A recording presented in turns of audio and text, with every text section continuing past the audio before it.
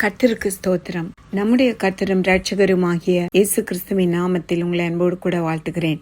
நம்முடைய சரீரம் பரிசுத்த ஆவியானவர் தங்கி இருக்கும் ஆலயமாய் இருக்கிறது என்று நாம் தொடர்ந்து பார்த்து கொண்டிருக்கிறோம். பரிசுத்த ஆவியானவர் நம்மிலே தங்கும் பொழுது நமக்கு நல்ல ஆலோசனையை கொடுத்து வழிகாட்டுவார். மட்டுமல்ல, பாவத்தை குறித்தும் நீதி குறித்தும் நியாய தீர்ப்பை குறித்தும் கண்டித்து உணர்த்துவார். அவர் நம்முள் வரும் பொழுது பலனடைந்து நாம் உலகம் எங்கும் சென்று அவருக்கு சாட்சிகளாய் இருப்போம். ஒருவன் ஜலத்தினாலும் ஆவியினாலும் பிறவாவிட்டால் அவன் தேவனுடைய ராஜ்யத்தில் பிரவேசிக்க முடியாது.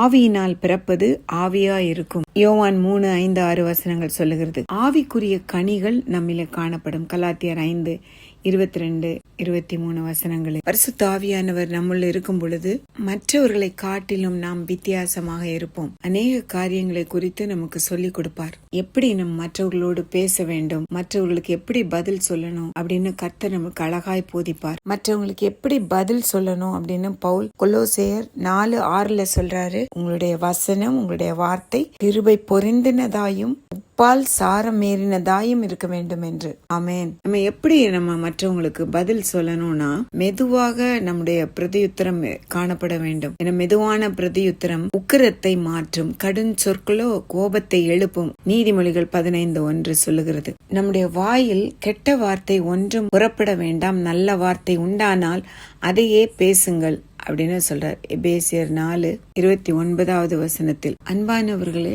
ஒரு ஊற்றிலிருந்து கசப்பான நீரும் நல்ல தண்ணியும் வராது. துதித்தலும் சபித்தலும் ஒரே வாயினால் கூடாதே.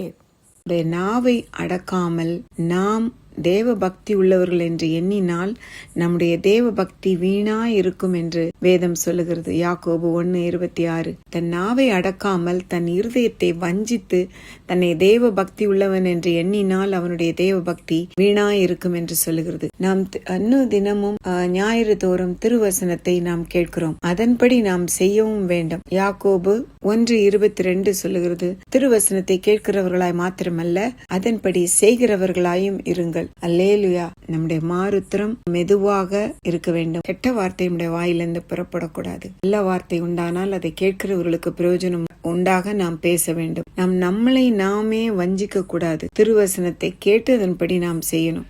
நம்மை சுற்றி இருக்கிறதான தேவனை அறியாத பிள்ளைகள் மத்தியில் நாம் இருக்கும் பொழுது நாம் ஞானமாய் நடந்து காலத்தை பிரயோஜனப்படுத்தி கொண்டால் நாம் ஒவ்வொருவரும் ஒரு 5வது சுவிசேஷமாய் இருப்போம். நம்மளை பார்க்கிறவர்கள் கிறிஸ்து பக்கமாய் திரும்புவார்கள். அல்லேலுயா.